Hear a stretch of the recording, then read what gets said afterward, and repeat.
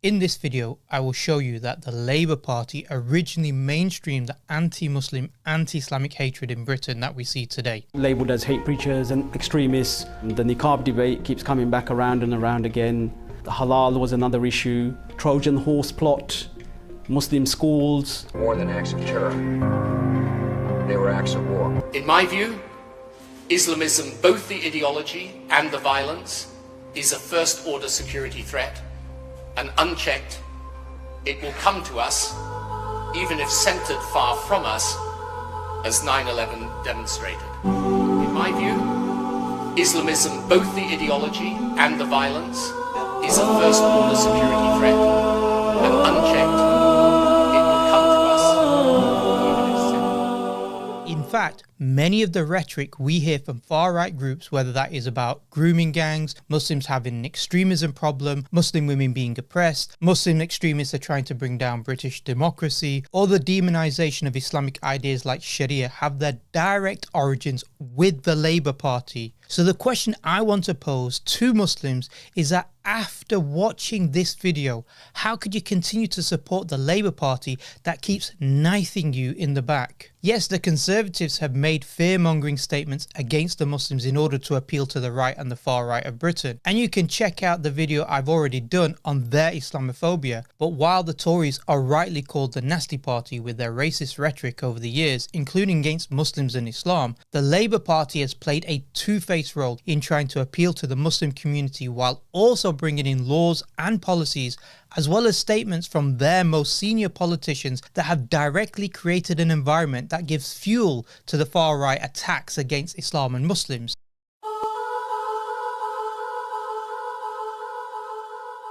Let's cast our minds back to after 9/11 and the invasions of both Iraq and Afghanistan. Both the US and the UK government, which was headed by Tony Blair from the Labour Party, argued that this was a war against terrorism to make the streets in Western capitals safer. However, 20 years on from the so-called war on terror, we can clearly see how rather than the invasions of Iraq and Afghanistan making the world safer, in fact the US and UK as well as other Western nations have helped to create instability in the region that has caused an increase in violence. In fact, when it was suggested to the Labour Party government at the time that the anger and the illegitimate criminal violence that was perpetrated by some isolated Muslims, that this was due to the anger of British foreign policy, Blair rejected this outright, stating terrorism was not the consequence of foreign policy, it's an attack on our way of life, it's global, it has an ideology. Yet he directly contradicted the British Joint Intelligence Committee and former head of the MI5, who both stated that the invasion of Iraq would only increase the terrorist threat, not diminish it. Rather than acknowledging how disastrous the foreign policy was and how it created more violence, Tony Blair, as well as his Labour Home Secretary Charles Clarke, claimed it had nothing to do with their foreign policy, it had nothing to do with their invasions and occupations, but rather it was because of certain Islamic beliefs and ideas held by Muslims. Tony Blair infamously stated 2 weeks after the 7/7 attacks in London in 2005 that rather than this being about anger over foreign policy that motivated this criminal behaviour and criminal acts of violence, it was because, in Tony Blair's own words, they demand the elimination of Israel, the withdrawal of all Westerners from Muslim countries irrespective of the wishes of the people and government, the establishment of effectively Taliban states and Sharia law in the Arab world en route to one caliphate for all Muslim nations. Charles Clarke a few months later stated, what drives these people on is ideas, and unlike liberation movements of the post-World War II era, these are not political ideas like national independence from colonial rule or equality for all citizens without regard for race or creed, or freedom of expression from totalitarian repression. Such ambitions are, at least in principle, negotiable and in many cases have actually been negotiated. However, there can be no negotiation about the recreation of the caliphate. There can be no negotiation about the imposition of Sharia law.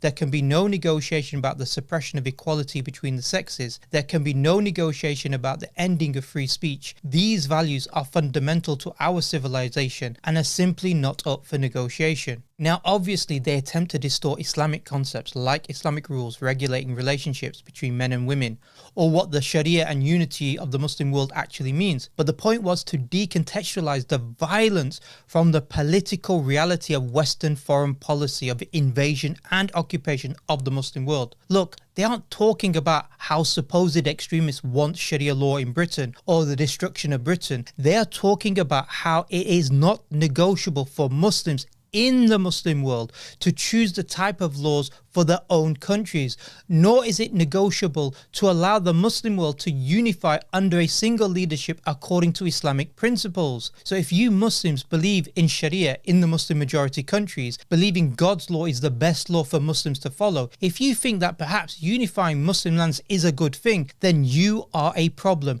You are an extremist, and your Islamic ideas are what create terrorists. And it's absolutely nothing to do with policies, even though we now see how they created ISIS and had clandestine relationships with them and other terrorist groups like the TTP with the Raymond Davis affair. But even if you think establishing the Khilafah is a dream or will only come with Mahdi, the point is this, and please listen up. Tony Blair and his Home Secretary in the 2000s are trying to gaslight the wider society into thinking that their wars, invasions, occupations and bombings of Muslim lands had nothing to do with the criminal activities of a tiny minority of Muslims. It's because the problem is within the Muslim community, and that's what needs rooting out. Nothing to do with their foreign policy, nothing to do with the political reality that they suffer from or that they're subject to. Tony Blair helped create this impression when he stated too many Muslim leaders gave the impression that they understood and sympathized with the grievances and attitude that ensured the extremists would never be defeated. This same rhetoric is repeated by many far-right individuals who claim that the problem is within Islam and Muslims themselves.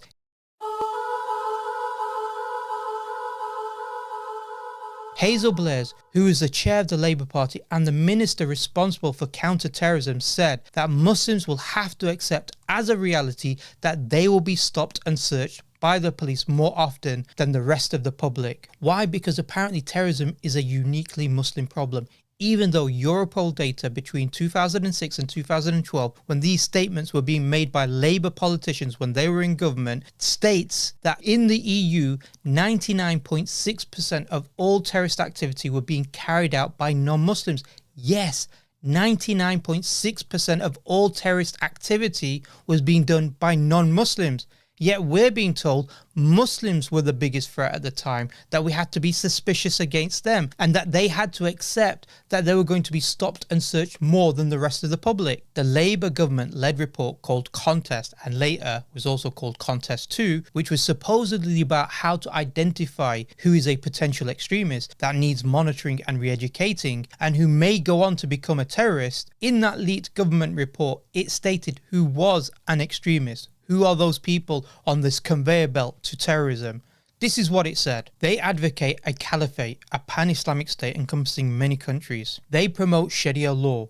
They believe in jihad or armed resistance anywhere in the world. This would include armed resistance by Palestinians against the Israeli military. They argue that Islam bans homosexuality and that this is a sin against Allah. And they fail to condemn the killing of British soldiers in Iraq and Afghanistan. Just think about it. What the Labour-led government report was saying is that if you believe homosexuality is a sin, or if you believe that people who have been occupied, like the Palestinians, have a right to armed resistance against Israeli soldiers, by the way, which also, by the way, is found in the Geneva Convention, that they have a right to armed resistance and occupied people, and specifically the Palestinians, or if you believe in Sharia, then you are a potential terrorist that needs to be monitored and re-educated. In fact, such views can get you barred from certain jobs, like in civil service or teaching. Thus, they not only produced policies that made practicing Muslims who believed in these ideas as extremists, but gave the very arguments to the far right to claim that Islam and therefore Muslims are a problem and a threat against wider society. Look at these Muslims. They believe homosexuality is a sin. They believe in Sharia. They believe Palestinians have a right to resist occupation. Therefore, they're all potential terrorists. This is how they demonized Islam and created hatred and suspicion against Muslims. And they did this in order to justify their brutal foreign policy of invading Muslim lands and supporting dictators, claiming they had to do this because these Muslims will come over here and undertake terrorism. That's why we have to go over there and invade. It's got nothing to do with oil. It's got nothing to do with geopolitical strategic interest for Britain and for the West, but rather it's because supposedly these people are violent barbarians who may come over here and engage in violence. Not only did this increase hatred against Muslims, but also the introduction of draconian legislations that specifically targeted the Muslim community, like for instance, detention without charge.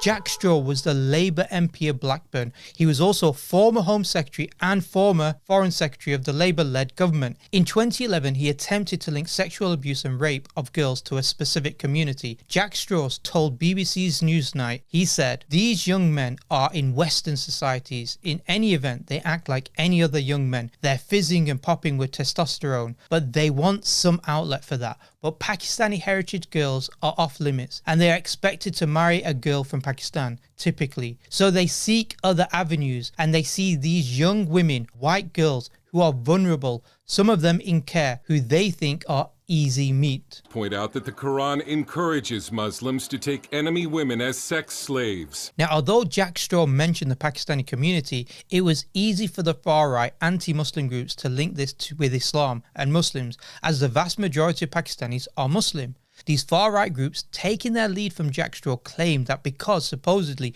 Muslims viewed non-Muslim women as trash, therefore they saw them as legitimate targets for abuse and violence. Now, numerous reports have come out to completely discredit that the Pakistani community or the Muslim community have a specific problem with sexual abuse. Even as recent as 2020, a Home Office report admitted that grooming gangs are not a Muslim problem. However, Labour's Jack Straw calculated statements has been sufficient to perpetuate this anti-Muslim racial myth against the entire Muslim community, that they have some sort of problem with sexually abusing white non-Muslim girls.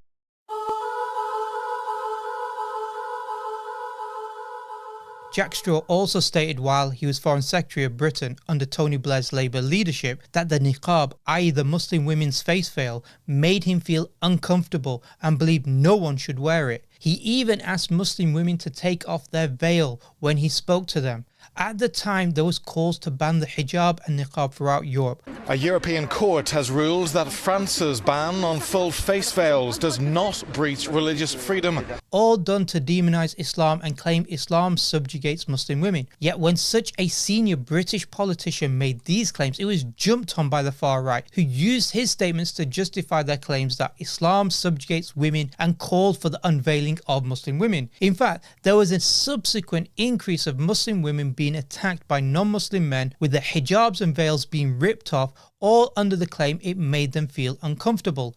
And it wasn't just Jack Straw, but Labour Party colleagues, including Labour Party's chair Hazel Blaise, gave their backing to Jack Straw and said his request to ask constituents to take off their veil was perfectly proper.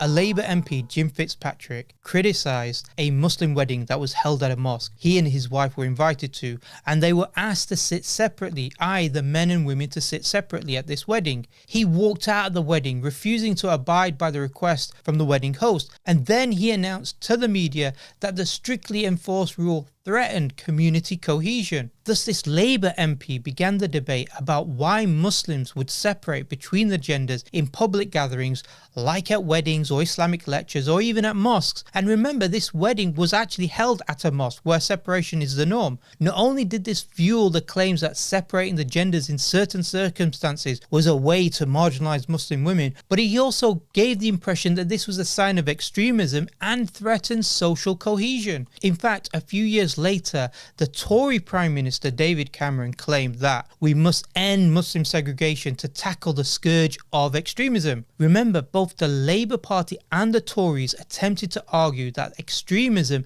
is a conveyor belt to terrorism. So even Muslim social practices like separating between the genders was a potential way to fuel terrorism. This is what's being mentioned. Again, this only fueled anti-Muslim hatred.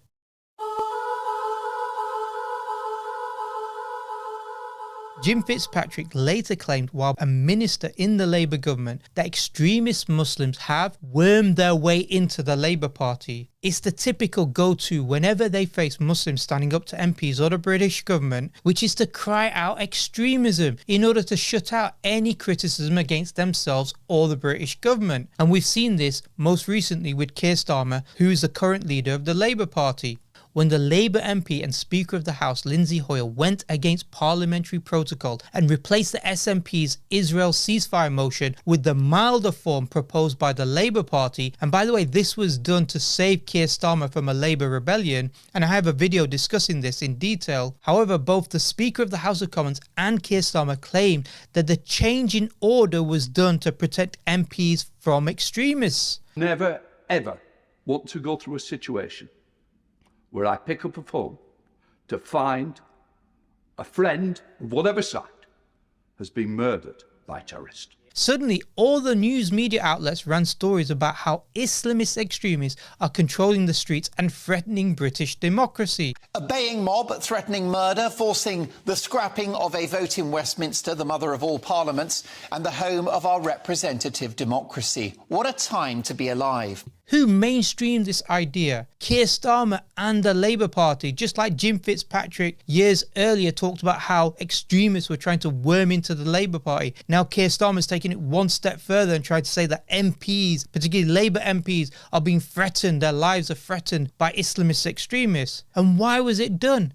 Why these statements? It was done to save Keir Starmer and Labour Party from facing a humiliating defeat. And if this meant throwing the Muslim community under the bus, raising anti-Islamic sentiments, raising Islamophobia, then so be it, so long as it saves Keir Starmer and the Labour Party. There's so many more examples I can give as to how the Labour Party and its senior politicians, how their policies and statements have directly led to increased hatred against Islam and helped fuel the far right with their arguments. And this isn't just about having more Muslim representation and that will help solve the problem. For instance, how Sadiq Khan claimed the Sharia law is not fit for the UK and that the Sharia courts could be used to abuse women's rights. He even claimed that Jewish courts were more sophisticated, saying, "I don't think that there is that level of sophistication that there is in Jewish law," meaning about the Sharia.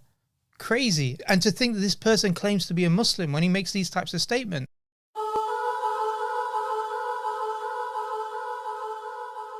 So when the Labour politicians began linking violence to concepts of Islam like Sharia and unity, or brought in policies like the Prevent strategy that made the entire Muslim community a suspect community, or when senior Labour politicians began linking sexual abuse to a mainly Muslim ethnicity, or when Labour politicians claimed that the veil makes them uncomfortable and they should have the right to ask them to remove the veil, and when Islamic practices like separating the genders at weddings or mosques or Islamic lectures is somehow akin to extremism and threatens social cohesion, or claims by Labour ministers that extremists are trying to covertly enter and take over the Labour Party, or when Keir Starmer and the Speaker of the House of Commons, who's also a Labour MP, claims that MPs' lives are being threatened by pro-Palestinian Islamic extremists. All of this simply demonizes Islam and Muslims, creates an environment of hatred within the wider society, while at the same time whitewashing their lives and distracting the population from the disastrous policies at home and abroad.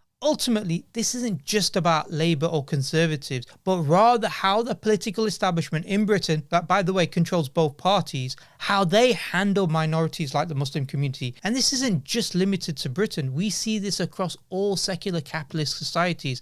They will stoke up fears of minorities, in this case the Muslims, use them to distract the wider non-Muslim population from its disastrous policies at home, and also use this to justify its continual colonial policies that doesn't want to see anything like Muslim unity based on Islamic principles, as it threatens their greed and hegemony that they have established. So after knowing this, how could you, the Muslims, continue supporting and voting for these mainstream parties, particularly the two-faced party of the Labour Party?